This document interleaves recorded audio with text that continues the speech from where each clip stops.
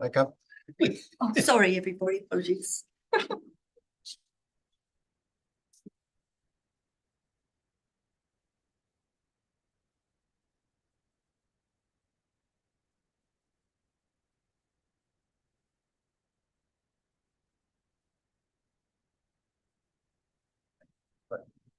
Good morning, everyone. In opening the meeting, I would like to acknowledge that this meeting of the Swan Valley Statutory Planning Committee is being live streamed, and I welcome everyone that is logged on to the meeting today. The meeting is being recorded and will be available for viewing via the Commission's website or YouTube. I wish to advise observers that committee members may refer to technical devices such as phones and laptops throughout the meeting to assist them in considering the information before them. Opening the meeting, I acknowledge that we meet today on the traditional land of the Whadjuk people of the Noongar Nation and pay our respects to their elders past and present. We have apologies this morning from Commissioner Cole and Commissioner Brooks, and attending in person are myself, Member Franklin, Member Hurt, Member Rex and Member Zanino. We move to item 1.3, disclosures of interest. Are there any disclosures of interest, please? No, thank you very much. All members indicate that they have read the agenda ahead of the meeting. Thank you. We move to item 1.5, information of the minutes of the meeting of the 21st of August. Could I have a move and a seconder that we adopt those minutes, please? Moved by Member Zanino, seconded by Member Rex. Is that good to set? Thank you. Those minutes are approved. Brings us to item 2, deputations and presentations. There are no deputations for items being presented today. Brings us to item 3, non-confidential items for discussion, decision or noting. And we have item 3.1, proposed amendment to the Swan Valley Planning Scheme number 1, MRS provisions and code definition. We're joined by Mark Savo and Anthony Morgan. Morning, gentlemen. Morning, thank you, Chair. Not a lot to add to our report. Obviously, this is a very technical amendment seeking to bring our scheme in alignment with the new changes or the forthcoming changes to the MRS.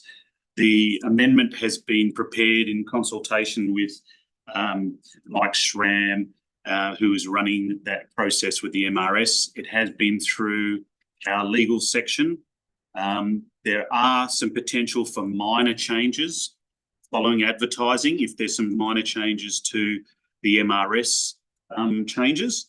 But at the moment, the most important part is that we get this initiated in time so that we don't have a lack of overlap.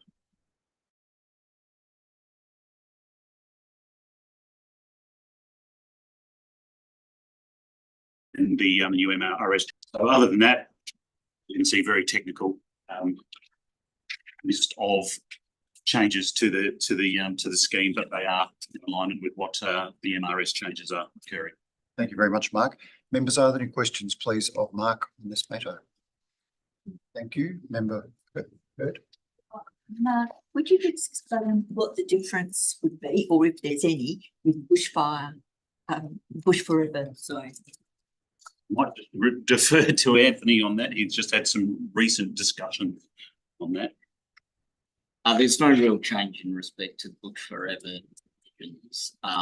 One, I guess, change that we are looking at as part of this amendment is to identify forever areas on the scheme map, and they're the existing bush forever areas that were previously identified with the Metropolitan Improvement Scheme. So there's no new areas being identified or no areas being moved from bush forever. They're just exactly as previously identified.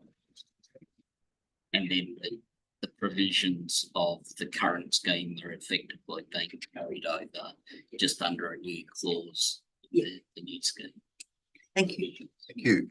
Any further questions, please? Thank you, Member Franklin. Yes, it's maybe a consideration of formatting, but I was just looking at new clause 57B and the inclusion of definitions, whether it could also be considered that under Schedule 1 of terms defined by the scheme, whether there's an ability to actually incorporate them there? Or is this the only occasion that they are referred to? I just think it would be something that could be considered. Yes, we'll have to have a closer look at that and see if there is, and discuss with Mike and the team who are putting them together to ensure we're consistent. But if there is, yes, I agree. It would be good to have it in both locations. Can I just add there that Sure. what we've done there is basically replicated how they define the MRS provisions. So it's basically using the same sort of formatting, the same way to address those definitions. But yeah, it might be